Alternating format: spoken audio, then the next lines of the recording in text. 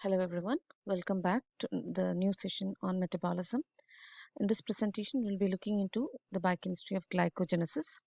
Glycogenesis is nothing but the synthesis of glycogen from glucose molecules. And glycogen, as we have already seen under carbohydrates, glycogen is the storage form of carbohydrates in the animal body. And in the case of vertebrates, the glycogen is stored mainly in liver and skeletal muscles. Hence, the major site, the most important site of glycogenesis in vertebrates, they are liver and skeletal muscles. Now, the enzymes involved in glycogenesis, it is present in the cytosol of all animals, and hence the glycogenesis takes place in the cytosol of almost all animal cells except for the mature erythrocytes. And what are the requirements for the glycogenesis? The glycogenesis to occur, it requires glucose obviously because the synthesis is taking place with the help of the monomeric units glucose. Apart from that, they also require ATP and UTP and also cytosolic enzymes. Okay, we can see that the glycogen, it is being synthesized from glucose, and that process is known as glycogenesis. Apart from that, the glycogen can also be produced from non-carbohydrate substrate molecules, and the process of such of synthesizing glycogen from non-carbohydrate substances, it is referred as glyconeogenesis. Even though glycogenesis, it takes place in almost all the cells, mainly in liver and skeletal muscles, but glyconeogenesis, it is mainly occurring in liver because the enzymes involved in glyconeogenesis, it is present in the liver. Okay. Here in this presentation, we will be looking into glycogenesis, that is the synthesis of glycogen from glucose residues. Okay. Now, what are the what do you call the steps involved? The first and foremost is the activation of glucose. Glucose, it is biologically inactive, and hence it has to be activated, and the activation is done by phosphorylations of the glucose molecules. So, how it is getting phosphorylated? The first step. Before that, we can see this is a glucose molecule over here, and the glucose, it is getting converted into glycogen. Now, this is structure of glycogen. Here you can see a linear chain of glucose residues, right?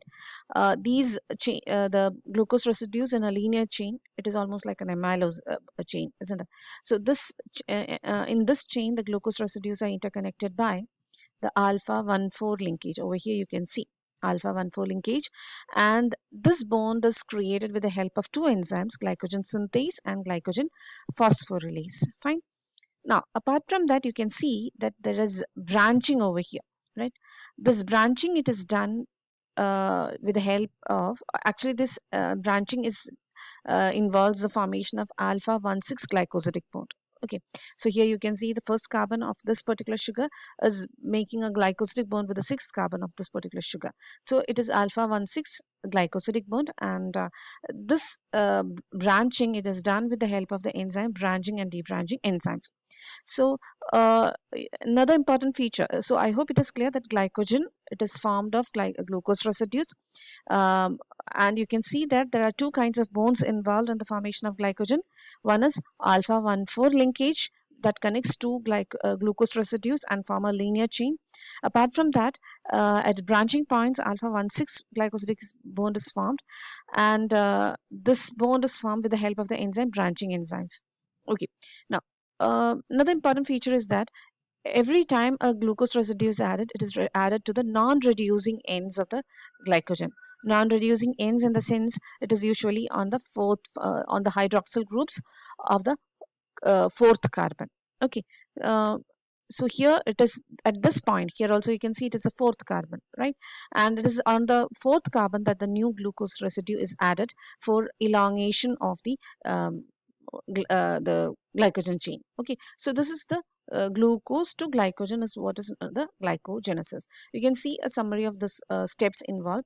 The glucose is getting converted to glucose 6 phosphate. From there, it is getting isomerized to form glucose 1 phosphate, and this glucose 1 phosphate is being combined with UDP, right, and results in the formation of UDP glucose over here. And this UDP glucose is the one which actually transfer glucose onto a glycogen primer. This is a glycogen primer, glycogenin, and the glucose is added onto that. and continuous addition of these glucose residues with the help of UDP glucose, it will result in the formation of a glycogen, which is a very complex and highly branched structure. Okay, so we'll see the detail.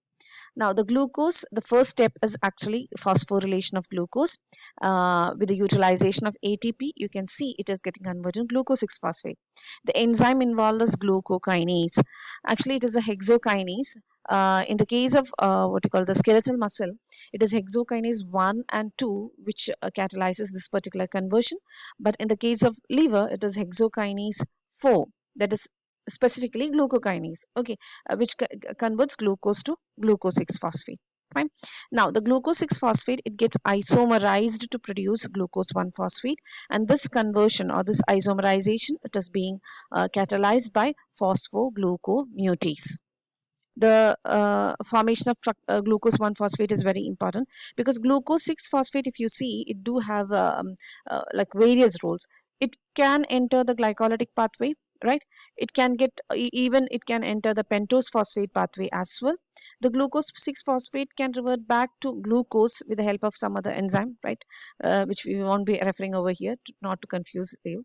So it is glucose 6-phosphate do have multiple roles, but when it is getting converted to glucose 1-phosphate, it is actually destined to undergo the glycogenetic pathway. Okay, so glucose 1-phosphate, the formation is very important, especially in the case of muscles, and once it is formed, it is getting like destined, or we can say to be undergo glycogenetic pathway. The next step is the formation of UDP glucose. Okay, and formation of UDP glucose from glucose 1-phosphate. Here, with the utilization of UTP, the glucose 1-phosphate combines with UDP to produce a UDP glucose, and this particular process, the step is being catalyzed by UDP glucose pyrophosphorylase, and during this process a pyrophosphate is being released. So the immediate source of glucose units in glycogenesis, it is the UDP glucose in liver as well as muscles. Okay, and in the case of lower organisms, for example bacteria, it is ADP glucose which transfer the glucose units onto a glycogen trimer, right? But in higher organisms, especially in vertebrates, in the liver and muscles of vertebrates, it is the UDP glucose which is responsible for the transfer of glucose units onto the glycogen trimer. So it serves as a donor for the glycosyl units. Now, as already mentioned, the glucose 1-phosphate, it combines with UTP in the presence of UDP glucose pyrophosphorylase. Here a pyrophosphate is released and it results in the formation of UDP glucose. Okay, this pyrophosphate, it will be later like broken down or hydrolyzed to form two inorganic phosphates or two orthophosphate units with the help of the enzyme pyrophosphatase. Now coming back to the main glycogenetic pathway, UDP glucose is produced, right? Now this UDP glucose has to transfer the glycosyl units onto a glycogen primer, or we can say an acceptor molecule. So the UDP glucose, it can from here onwards, it can take up two pathways depending upon what is the acceptor molecule which is going to receive the glucose from UDP glucose. One, it is glycogen primer, and the whole cycle represented given in this particular slide, it is a glycogen primer pathway where the UDP glucose, it transfers the glucosyl unit onto a glycogen primer. But there is yet another pathway, it is known as the dolichol phosphate pathway, where the glucose from the UDP glucose, it is received by dolichol phosphate. Actually, the dolichol phosphate pathway is more important in the oligosaccharide synthesis and like mannose oligosaccharide, or those involving N-acetyl glucosamine and all. Okay, so UDP glucose, it can transfer glucosyl subunit to either the glycogen primer or to the dolichol phosphate, and based upon that, there are two pathways. Here we are going to continue with the glycogen primer pathway. Fine, and we'll continue in the next presentation.